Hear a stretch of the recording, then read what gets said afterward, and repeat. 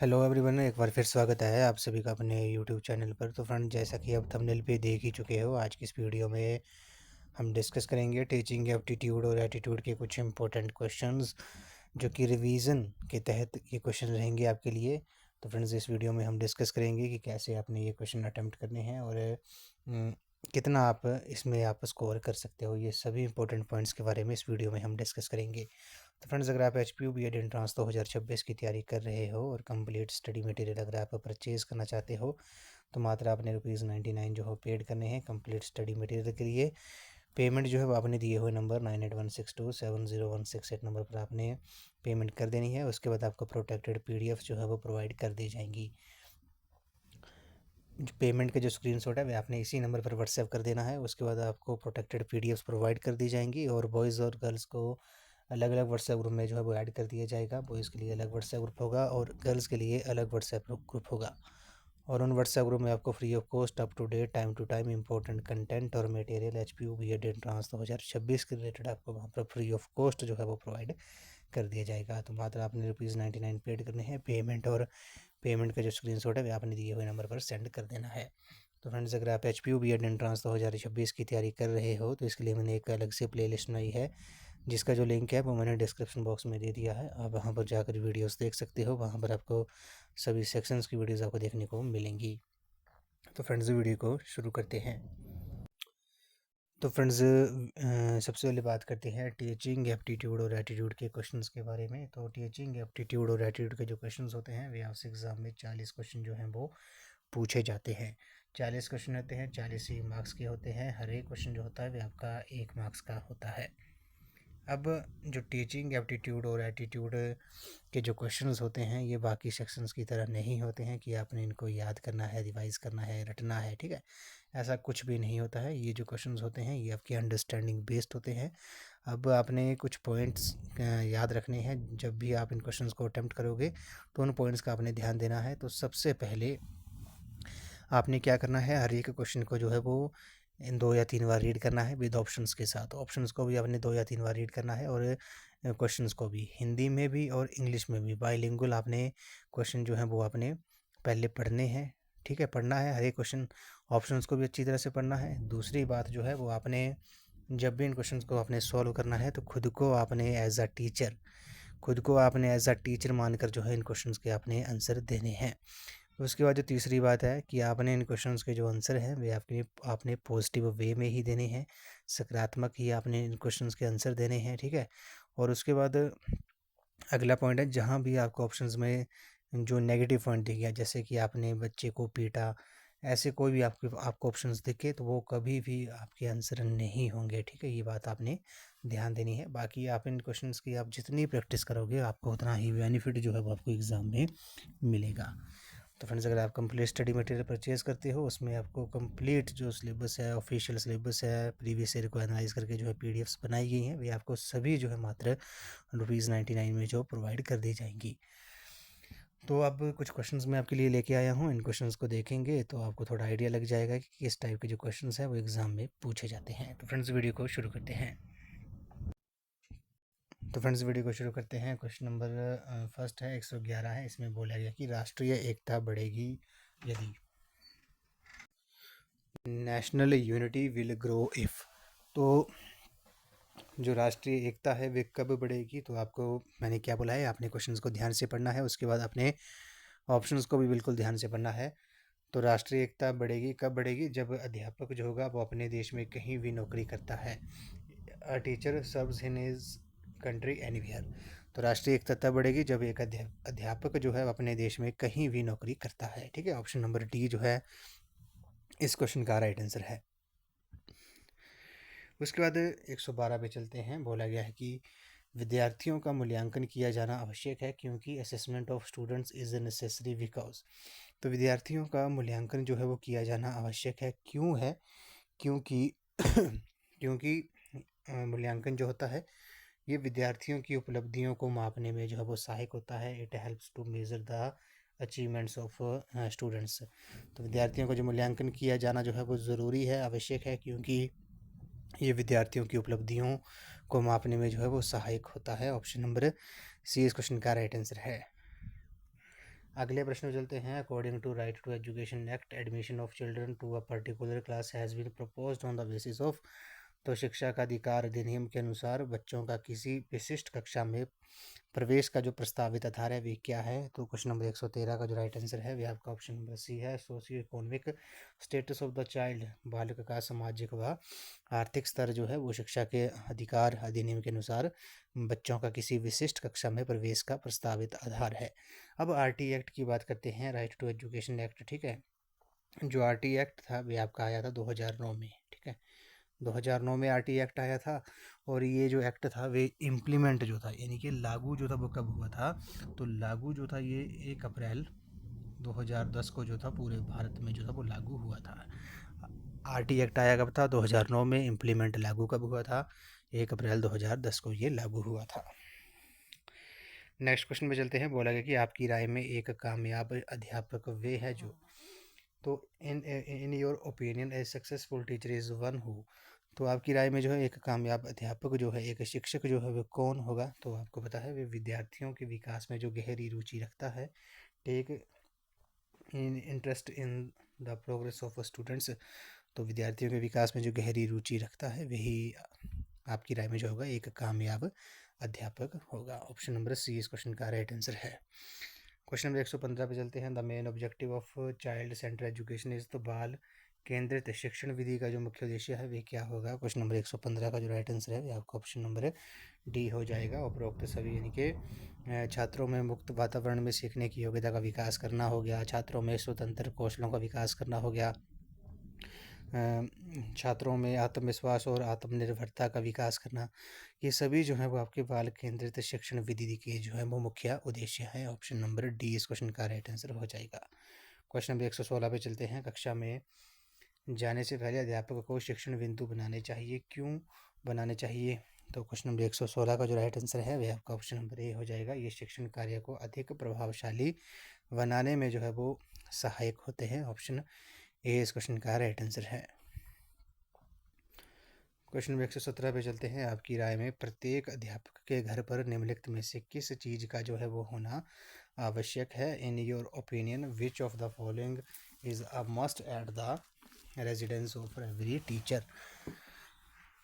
काफ़ी important question है ये। तो क्वेश्चन नंबर 117 का जो राइट आंसर है वह आपका ऑप्शन नंबर डी हो जाएगा। लाइब्रेरी, टेलीविज़न और अच्छी तरह से सजा हुआ मेहमान कक्ष जो है वो एक अध्यापक के घर पर होना चाहिए। ऑप्शन डी इस क्वेश्चन का राइट आंसर है। क्वेश्चन नंबर 118 पे चलते हैं। आपकी राय में अध्यापक संगठन का जो काम है वे क्या होगा? In your opinion the work of the teacher organization is. तो अध्यापक संगठन का जो काम होगा वे क्या होगा? आपको पता है इसमें पर सेमिनार करवाना भी काम है, अध्यापकों की विभिन्न समस्याओं पर विचार विमर्श करना, ठीक है, ज़रूरतमंद अध्यापकों की सहायता करना। 3 ऑप्शन सही हैं, तो ऑप्शन डी जो है इस क्वेश्चन का राइट आंसर हो जाएगा। अगले प्रश्न पे चलते हैं। बोला गया कि मान लीजिए कि आपका पुत्र शिक्षण व्यवसाय अपनाना चाहता है। Suppose your son wants to go for teaching profession, तो आप क्या करेंगे? तो इसका जो राइट आंसर होगा वह आपका ऑप्शन नंबर बी हो जाएगा। आप उसके शिक्षक बनने के चुनाव को जो है वो सहमति देंगे। ठीक है, आप एक टीचर हो और आपका जो सन है, पुत्र है, अगर वो भी टीचर ही बनना चाहता है तो आपका क्या उनके प्रति क्या आपका रुझान रहेगा? तो आप क्या करोगे? आप उसके शिक्षक बनने के चुनाव को जो है वो सहमति देंगे। अगले प्रश्न में चलते हैं। एक अध्यापक का जो पहनावा है वे कैसा होना चाहिए? तो एक अध्यापक का जो पहनावा है वे साधारण परंतु आकर्षक होना चाहिए। सिंपल बट अट्रैक्टिव जो है वो एक शिक्षक का पहनावा होना चाहिए। ऑप्शन नंबर बी इस क्वेश्चन का करेक्ट आंसर है। क्वेश्चन नंबर 121 पे चलते हैं। आप अपने रिश्तेदारों के बच्चों जो आपके विद्यालय में पढ़ते हैं की सहायता जो है वो किस प्रकार करेंगे? तो काफ़ी इंपॉर्टेंट क्वेश्चन है। तो आप क्या करेंगे? आप उन्हें अधिक परिश्रम करने के लिए जो है वो कहेंगे, you will make them work hard. Option C जो है इस क्वेश्चन का राइट आंसर है। तो फ्रेंड्स, अगर आपको आज का जो सेशन है वो पसंद आ रहा है तो वीडियो को लाइक शेयर एंड कमेंट जरूर कर दें, अपने दोस्तों के साथ जरूर शेयर कर दें जितने भी एस्पिरेंट्स HPU BEd एंट्रांस 2026 की तैयारी कर रहे हैं। क्वेश्चन नंबर 122 पे चलते हैं। बोला गया कि कक्षा में पढ़ाते हुए प्राय आप पाते हैं कि आपके विद्यार्थी आपको सुन नहीं पा रहे हैं, सुन नहीं रहे हैं, तो आपको क्या करना चाहिए? While teaching in your class usually you find that your students are not listening to you should, तो आप क्या करेंगे? तो क्वेश्चन नंबर 122 का जो राइट आंसर होगा ये आपका ऑप्शन नंबर सी होगा। अपने पढ़ाने के तरीके को क्या करोगे? आप बदलोगे। अगर आपके पढ़ाते हुए आपको लगता है कि कई आपके विद्यार्थी जो है वो आपको सुन नहीं रहे हैं, ठीक है। क्वेश्चन नंबर 123 पे चलते हैं। क्या अमीर और गरीब के लिए एक जैसी शिक्षा जो है वो होनी चाहिए? Should education be the same for both the poor and the rich? तो हाँ, अमीर और गरीब के लिए जो है वो एक जैसी शिक्षा होनी चाहिए। ऑप्शन नंबर ए जो है इस क्वेश्चन का राइट आंसर है। क्वेश्चन नंबर 124 पे चलते हैं। यदि आपके विद्यालय के कुछ अध्यापक एक अलग समूह बनाते हैं तो आप क्या करेंगे? क्वेश्चन नंबर 124 का जो राइट आंसर होगा अभी आपका ऑप्शन नंबर बी हो जाएगा। प्रधानाचार्य को आप सूचित कर देंगे यदि आपके विद्यालय के कुछ अध्यापक जो है वो एक अलग ग्रुप बनाते हैं, एक अलग समूह बनाते हैं। क्वेश्चन नंबर 125 पे चलते हैं। अपने विद्यार्थियों का पास प्रतिशत सुधारने के लिए आपको क्या करना चाहिए? क्वेश्चन नंबर 125 का जो राइट आंसर है वह आपका ऑप्शन नंबर सी है। कठिन परिश्रम और अन्य शिक्षण सुविधाएं, hard labour and other teaching facilities जो हैं, आप क्या करेंगे? आप उनको अपनाओगे, कठिन परिश्रम और अन्य शिक्षण सुविधाओं को। क्वेश्चन नंबर 126 पे चलते हैं। आप अध्यापक क्यों बनना चाहते हैं? Why do you want to become a teacher? Question number 126 का जो राइट आंसर होगा अभी आपका ऑप्शन नंबर सी हो जाएगा। क्योंकि मैं देश के निर्माण में युवा बुद्धि का प्रयोग करना चाहता हूँ, इसलिए मैं एक अध्यापक बनना चाहता हूँ। 127 पे चलते हैं। आजकल छात्रों द्वारा अध्यापन में रुचि न लेने का मुख्य कारण क्या है? तो कक्षा का अरुचिकर वातावरण हो गया, पाठ्यक्रम का विद्यार्थियों की मनोवैज्ञानिक मांग के अनुसार ना होना, त्रुटिपूर्ण परीक्षा प्रणाली। तीन ऑप्शन सही हैं। Option number D all the above जो है इस क्वेश्चन का राइट आंसर हो जाएगा। क्वेश्चन नंबर 128 पे चलते हैं। पाठ्य पुस्तकों को कुछ समय के बाद क्यों बदल दिया जाना चाहिए? तो क्वेश्चन नंबर 128 का जो राइट आंसर है वह आपका ऑप्शन नंबर बी है। ज्ञान में बदलाव के कारण ये आवश्यक है। It is necessary with change of knowledge जो है, इसके कारण जो है पाठ्य पुस्तकों को कुछ समय के बाद जो है वो बदल दिया जाना चाहिए। क्वेश्चन नंबर 129 पे चलते हैं। विद्यालयों में पर्यावरण शिक्षा अनिवार्य है, क्यों है? Environment education is necessary in school. तो क्वेश्चन नंबर 129 का जो राइट आंसर होगा ऑप्शन नंबर डी हो जाएगा। और उपरोक्त सभी विद्यालयों में जो पर्यावरण शिक्षा है वह अनिवार्य है, क्योंकि ताकि विद्यार्थियों में पर्यावरण बोध पैदा किया जा सके, पर्यावरणविदों का मनोबल बढ़ाया जा सके और विद्यार्थियों को पर्यावरण ज्ञान का बोध जो है वो कराया जा सके। क्वेश्चन नंबर 130 पे चलते हैं। भारत में नैतिक मूल्यों की गिरावट का जो मुख्य कारण है वे क्या है? क्वेश्चन नंबर 130 का जो राइट आंसर है वे आपका ऑप्शन नंबर सी है। मटेरियलिस्टिक एटीट्यूड यानी कि भौतिकवादी मनोवृत्ति जो है भारत में नैतिक मूल्यों की गिरावट का मुख्य कारण है। क्वेश्चन नंबर 131 पे चलते हैं। विद्यार्थी और समाज दोनों के लिए वर्तमान में किस प्रकार की शिक्षा जो है वो लाभप्रद है? क्वेश्चन नंबर 131 का जो राइट आंसर है वह आपका ऑप्शन नंबर बी है। रोजगार के अनुकूल व्यावसायिक शिक्षा, एम्प्लॉयमेंट ओरिएंटेड प्रोफेशनल एजुकेशन जो है वो विद्यार्थी और समाज दोनों के लिए वर्तमान में इस प्रकार की जो शिक्षा है वह लाभप्रद है। 132 पे चलते हैं। विद्यार्थियों को किसका व्यवहार सबसे अधिक प्रभावित करता है? क्वेश्चन नंबर 132 का जो राइट आंसर है वह आपका ऑप्शन नंबर सी है। अध्यापक का, टीचर का जो व्यवहार है वह विद्यार्थियों को सबसे अधिक प्रभावित करता है। क्वेश्चन नंबर 133 पे चलते हैं। किस पद्धति द्वारा विद्यार्थी सबसे अधिक सीखते हैं? By which method students learn to the maximum? तो आपको पता है अपने आप करके यानी कि लर्निंग बाई डूइंग। इस पद्धति द्वारा खुद स्वयं करके अपने आप काम करके जो है वो विद्यार्थी सबसे अधिक सीखते हैं। क्वेश्चन नंबर 134 पे चलते हैं। शिक्षा के मानकों के उत्थान के लिए निम्नलिखित कथनों में से कौन सा अति आवश्यक है? क्वेश्चन नंबर 134 का जो राइट आंसर है वह आपका ऑप्शन नंबर बी है। विद्यार्थियों का लगातार मूल्यांकन जो है वे शिक्षा के मानकों के उत्थान के लिए सबसे अति आवश्यक है। क्वेश्चन नंबर 135 पे चलते हैं। शिक्षा का जो मुख्य उद्देश्य है वह क्या है? The major objective of education is. तो इस क्वेश्चन का जो राइट आंसर है वह आपका ऑप्शन नंबर सी है। विद्यार्थियों की आंतरिक योग्यताओं को उभारना यानी कि developing inherent abilities of students जो है इस क्वेश्चन का राइट आंसर है। 136 पे चलते हैं। यदि कोई विद्यार्थी कक्षा में आपका उपहास करता है तो आप क्या करोगे? If a student laughs at you in the class what will you do? तो क्वेश्चन नंबर 136 का जो राइट आंसर होगा वह आपका ऑप्शन नंबर ए हो जाएगा। उसे अनुभव कराएंगे कि ऐसा करना जो है वो उचित नहीं है। अगर आपकी क्लास में कोई स्टूडेंट जो है वो आपके ऊपर हंसता है, ठीक है, आप क्या करोगे? आप उसे अनुभव कराएंगे, make him realize that it is not a good thing. Question number 137 पे चलते हैं। सभी अध्यापकों को विद्यालय समय पर पहुंचना चाहिए। क्यों पहुंचना चाहिए? क्योंकि इससे विद्यार्थियों में अनुशासन की भावना आती है। विद्यार्थी समय के महत्व को समझेंगे, विद्यार्थी भी समय पर पहुंचेंगे। 3 ऑप्शन सही हैं, तो ऑप्शन डी उपरोक्त सभी जो है इस क्वेश्चन का राइट आंसर हो जाएगा। क्वेश्चन नंबर 138 पे चलते हैं। मान लीजिए आप एक अध्यापिका हैं, कुछ पुरुष अध्यापक आपको प्रताड़ित करते हैं, आपकी आलोचना करते हैं, तो आप क्या करेंगे? Suppose you are a lady teacher, some of the men teachers start harassing and criticizing you, what will you do? तो क्वेश्चन नंबर 138 का जो राइट आंसर है वह आपका ऑप्शन नंबर डी हो जाएगा। ऐसे व्यवहार का कारण जानने हेतु उनसे व्यक्तिगत रूप से आप क्या करोगे? आप बात करेंगे। क्वेश्चन नंबर 139 पे चलते हैं। मान लीजिए कोई विद्यार्थी कक्षा में आपके दृष्टिकोण को समझने में असक्षम है, तो आप क्या करोगे?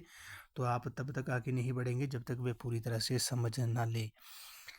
क्वेश्चन नंबर 140 पे चलते हैं। यदि आप स्कूल के प्रधानाचार्य के निकटतम है तो आप हमेशा क्या करेंगे? क्वेश्चन नंबर 140 का जो राइट आंसर होगा अभी आपका ऑप्शन नंबर बी हो जाएगा।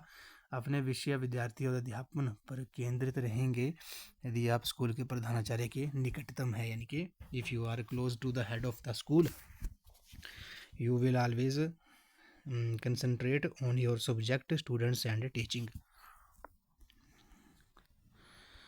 अगले प्रश्न पे चलते हैं। बोला गया कि अभिभावक शिक्षक मीटिंग महत्वपूर्ण होती है क्योंकि ये मंच प्रदान करती है। पेरेंट टीचर मीटिंग यानी कि parents teacher meeting is important because it gives a platform. तो ये क्या करती है? ये जो है वो प्रोग्रेस रिपोर्ट पर चर्चा करने के लिए ज़रूरी होती है, अभिभावकों से मिलने के लिए भी ज़रूरी होती है। पेरेंट्स टीचर मीटिंग समस्याओं का समाधान करने के लिए भी ज़रूरी होती है। 3 ऑप्शन सही हैं, तो ऑप्शन डी जो है इस क्वेश्चन का राइट आंसर है। अगले प्रश्न पे चलते हैं। बोला गया है कि डॉक्टर एपीजे अब्दुल कलाम को सम्मान दिया जाता है। Doctor APJ Abdul Kalam is respected for, तो आपको पता है डॉक्टर एपीजे अब्दुल कलाम जो थे वो महान वैज्ञानिक और प्रतिबद्ध अध्यापक होने के नाते जो है उन्हें सम्मान दिया जाता है और ये भारत के राष्ट्रपति भी थे। क्वेश्चन नंबर 143 पे चलते हैं। बोला गया है कि आज के विश्व में किस प्रकार की शिक्षा सबसे अधिक आवश्यक है? Which type of education is most needed in today world? तो आपको पता है यौन शिक्षा यानी कि सेक्स एजुकेशन भी ज़रूरी है, नैतिक शिक्षा भी ज़रूरी है, कंप्यूटर शिक्षा भी ज़रूरी है। 3 ऑप्शन सही हैं, तो ऑप्शन डी जो है इस क्वेश्चन का राइट आंसर हो जाएगा। क्वेश्चन नंबर 144 पे चलते हैं। विद्यालय में अनुशासन स्थापित करने के लिए एक अध्यापक को क्या करना चाहिए? For maintaining discipline in the school what should be done by teacher? तो टीचर को पता है आपको विद्यार्थियों को सकारात्मक शैक्षिक व्यवहार के लिए प्रेरित करना चाहिए। The students should be motivated for positive educational behaviour. Question number 145 पे चलते हैं। बोला गया है कि आपकी राय में कैसे अध्यापक को सबसे अधिक सम्मान दिया जाता है? तो आपको पता है जिसे विषय को पढ़ाने का पूर्ण ज्ञान हो। In your opinion, who is the most respected teacher who is knowledgeable to teach the subject? तो जिसे विषय को पढ़ाने का पूरा ज्ञान हो उस अध्यापक को जो है वो सबसे अधिक सम्मान दिया जाता है। क्वेश्चन नंबर 146 पे चलते हैं। भगोड़ेपन का जो असली कारण है वे क्या है? तो भगोड़ेपन का जो असली कारण है वे आपका पढ़ाई में रुचि ना होना, नशाखोरी हो गया, अध्यापक का कक्षा में रुचि पैदा करने में असक्षम होना, ये जो है वो भगोड़ेपन का असली कारण है। 3 ऑप्शन सही हैं, तो ऑप्शन नंबर डी जो है इस क्वेश्चन का राइट आंसर हो जाएगा। तो फ्रेंड्स, अगर आपको आज का जो सेशन है वो पसंद आ रहा है तो वीडियो को लाइक, शेयर एंड कमेंट जो है वो ज़रूर कर दें। चैनल को सब्सक्राइब भी जरूर कर दें और बेल आइकन प्रेस करना ना भूलें और नोटिफिकेशन ऑन कर दें ताकि मेरे आने वाली हर वीडियो की नोटिफिकेशन आपको मिलती रहे।